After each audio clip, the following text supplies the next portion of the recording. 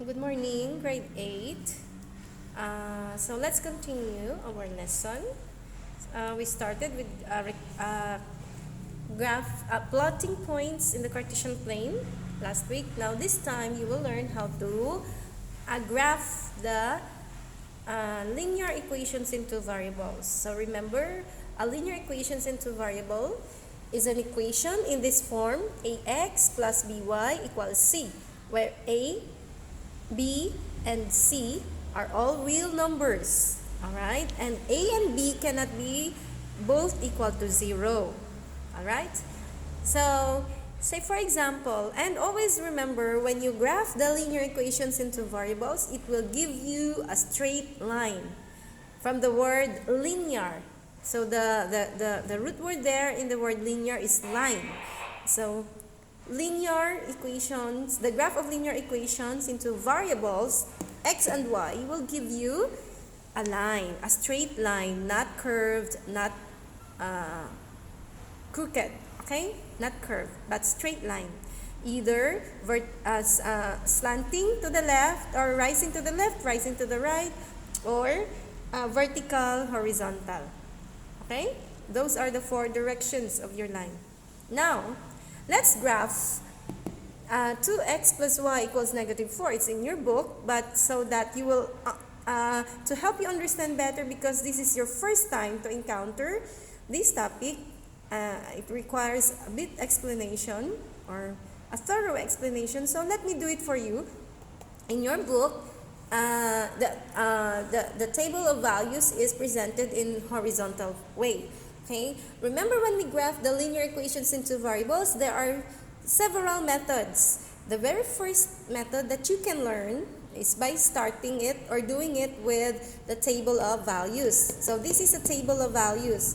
Okay? The other one is by using the intercept method, meaning you get the x-intercept and the y-intercept, which you will learn later. And the other one is the slope-intercept method. In the slope-intercept method, you don't need a table of values. Okay? All you need to do is determine the slope. You're given an intercept, and then you can plot using the 2 points. You can plot or you can graph your line, your equation. Okay? In the intercepts method, I still advise to use this table so that you can present your table or your points, your ordered pairs in a table form. Okay, it's easier for you to graph. All right. So by now, I hope you know how to solve a linear equation. Okay. So 2x plus y equals -4, and by now I hope you know how to substitute, because in substituting, only we can solve the equation. All right. So to solve, to plot the points, all right, to determine the points or the ordered pair here, we need to give or assign values for x and x only. Okay? Here, you can choose the least possible values for x. Here, okay, choose the least possible values. You can start with 0, and then 1, and then -1, or you can have 0, -2, but it's the least possible values. In my case, I want to use, hold on. Okay, now let's resume now. So, in your book, you are given -2, 0. But in my case, I'll just use the smallest or the least. Always bear this in mind, to use the least possible values for x, and only the x that we assign values, okay, this time. So I'll choose -1, 0, and 1. Alright? And then I will solve for y. Here in this equation, I will solve for y in terms of x, because I am assigning value for x. Okay? So that, why are we doing this? Because we need to get the ordered pair. Remember your coordinates? Your coordinates is made coordinate is made of x and y coordinates. Right? The x coordinates and the y coordinates for you to plot the points. Right? Without each of them, or without both of them, you can't have a point. So you need an x coordinate and the y coordinate. Now you are assigning value for your x coordinate. You have the -1, 0, 1. So you have values for x coordinate, you will find the value of y coordinates. Okay, to get your point, to determine your points. Now let's solve for y here. Let's solve for y in terms of x. The first value of x is negative 1. Copy the equation 2, and instead of writing x here, instead of writing x, you will write negative 1. Okay, 2 times negative 1. What's the next? Okay, it's plus. And then solve for y, because you just copy the y because you don't know the value of y yet, equals negative 4. Alright? Now, solve for y. You know how to do it, right? So 2 times negative 1 will give you negative 2 plus y equals negative 4. And then, what will you do with this? Move it to the right. Transfer. Or others would call it transpose. Okay? So, move this negative 2 to the other side of the equation. So, what is left, or what will be left here is y. Y is now equal to, so the negative 2, since you moved it, the negative 2, once it crosses the equal sign, the negative becomes positive. So, 2 instead of negative 2, copy the negative 4. Alright? So, your y now, y equals 2 minus 4 is negative 2. Okay, now what will you do with this? Copy, put it here, negative 2. Now your ordered pair is complete. So copy your x coordinate or your abscissa, it's negative 1. Your y coordinate or your ordinate is negative 2. Now you have a first point, right? And negative 1 and negative 2 are both found the point negative 1, negative 2 is found in the third quadrant. Okay? Next, let's solve for 0. Let me erase first. Okay, let's continue. Let's now use 0 now. So copy 2. Instead of x, you write 0. And plus y equals negative 4. So 2 times 0 obviously is 0 plus y equals negative 4. No need to transfer or move to the other side because it's 0. So y is now equal to negative 4. Alright? So you write negative 4 here. And your ordered pair is 0 for x, negative 4 for y. Alright?